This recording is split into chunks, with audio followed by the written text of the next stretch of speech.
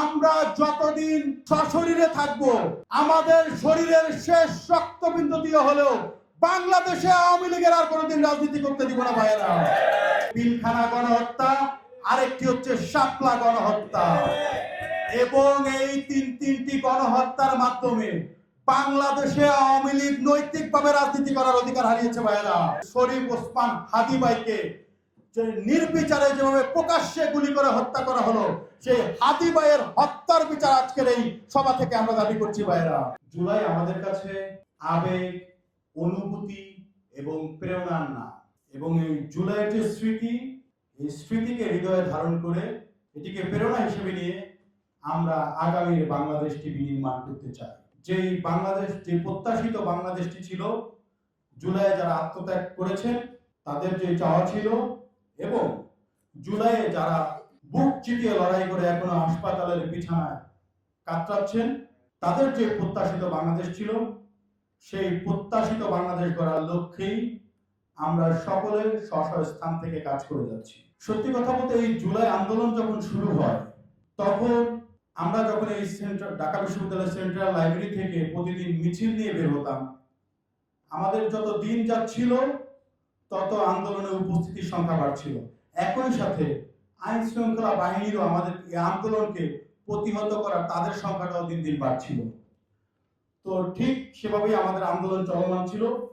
আমার এক স্মৃতিতে একটা কথা মনে পড়ে, যদি অনেকে বলেছে যে জুলাই গণ অভ্যুত্থানে আমি পুলিশের ব্যারিকেড ভেঙে সবার আগে বের হয়েছি, এটা সেটা আরো অনেক কথা আসলে। তো আমার কাছে মনে হয় যে আমাদের যে অবদান, এই অবদান জুলাইয়ে যারা আত্মত্যাগ করেছে তাদের তুলনায় অতি নগণ্য, অতি সামান্য বলে আমরা মনে করি। বরং এই যে যারা আত্মত্যাগ করেছে, যারা পঙ্গুত্ব বরণ করে হাসপাতালের বিছানায় কাতরাচ্ছে, তাদের অবদান আমাদের চেয়ে যোজন যোজন বেশি, এবং সেই অবদান আসলে অনস্বীকার্য, এবং সেটি তাদের যে অবদান, সেই অবদান আসলে অপূরণীয়, এবং তাদের পরিবারের যে ক্ষতি হয়েছে সেই অপূরণীয় ক্ষতি এবং তাদের যে ঋণ, সেটি আসলে আমরা কোনোদিনও শোধ করতে পারবো কিনা আমরা সন্দিহান। তবে আমরা তাদের যে প্রত্যাশিত বাংলাদেশ ছিল, জুলাইয়ের যে চেতনা ছিল, জুলাইয়ের যে স্পিরিট ছিল, সেই স্পিরিটকে ধারণ করে আমরা একটি সুখী, সুন্দর, সমৃদ্ধশালী বাংলাদেশ বিনির্মাণ করতে পারলেই আমরা মনে করব যে জুলাইয়ের যারা শহীদ হয়েছেন তাদের ঋণ কিছুটা আমরা শোধ করতে পেরেছি। এবং এই জুলাই আন্দোলনে আমরা একটা গণহত্যাকারী রাজনৈতিক দলের সাক্ষী হয়েছি, আমরা একটা গণহত্যাকারী রাজনৈতিক দলের মুখোমুখি হয়েছি, যারা শুধুমাত্র এই জুলাই গণহত্যা না, তার আগেও দুইটি গণহত্যা চালিয়েছে।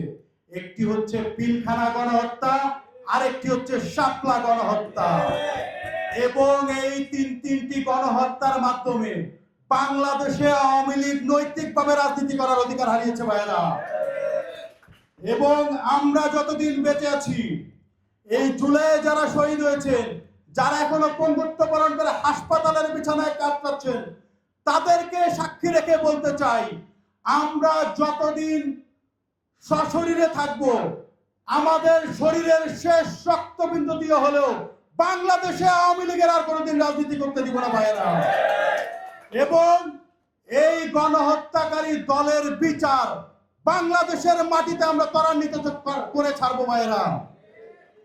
এবং একই সাথে আমরা আরেকটি বার্তা দিতে চাই, এই যে জুলাই গণ অভ্যুত্থানে অন্যতম নির্দেশদাতা যারা ছিলেন প্রশাসনে, আমলায় এবং বাংলাদেশ আওয়ামী লীগে, বিশেষ করে এই বাংলাদেশ আওয়ামী লীগের যে মূল যে হোতা ছিলেন, এবং যিনি জুলাই গণ অভ্যুত্থান সহ তিনটি গণহত্যার নির্দেশ দিয়েছেন, এবং এই নির্দেশদাতা হিসেবে খুনি শেখ হাসিনাকে বাংলাদেশের মাটিতে এনে তার বিচার আমরা দেখতে চাই। এবং যে অন্তর্বর্তীকালীন সরকার ছিল, যাদেরকে আমরা এই যে অর্থাৎ শহীদদের রক্ত মারিয়ে যে সরকার ক্ষমতার মসনদে বসেছে, আমরা ভেবেছিলাম তারা এই শহীদদের ম্যান্ডেট বাস্তবায়ন করবে, তারা বাংলাদেশের যে যুগান্তকারী বৈপ্লবিক পরিবর্তন সেটি তারা করবে, কিন্তু আমরা সেটি দেখিনি।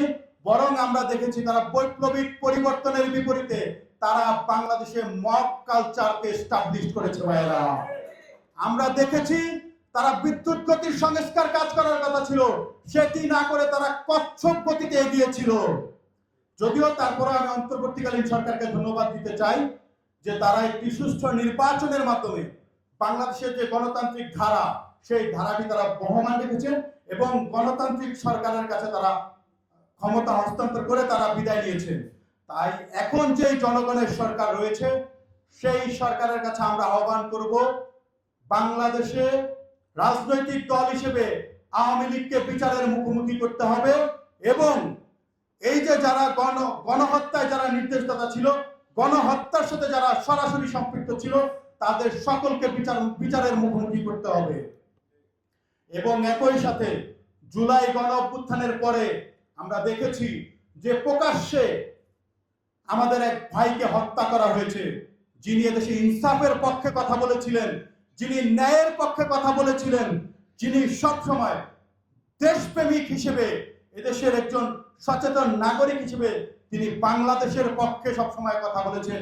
সেই আমাদের শরীফ ওসমান হাদি ভাইকে যে নির্বিচারে যেভাবে প্রকাশ্যে গুলি করে হত্যা করা হলো, সেই হাদি ভাইয়ের হত্যার বিচার আজকের এই সভা থেকে আমরা দাবি করছি ভাইয়েরা। এবং আমরা বিশ্বাস করি এই যে কলঙ্কিত অধ্যায়গুলো হয়েছে, এই কলঙ্কিত অধ্যায়ের সাথে আমরা এই কলঙ্কিত অধ্যায়ের সাক্ষী হতে চাই না। আমরা একটি সুখী, সুন্দর, সমৃদ্ধশালী বাংলাদেশ বিনির্মাণ করতে চাই।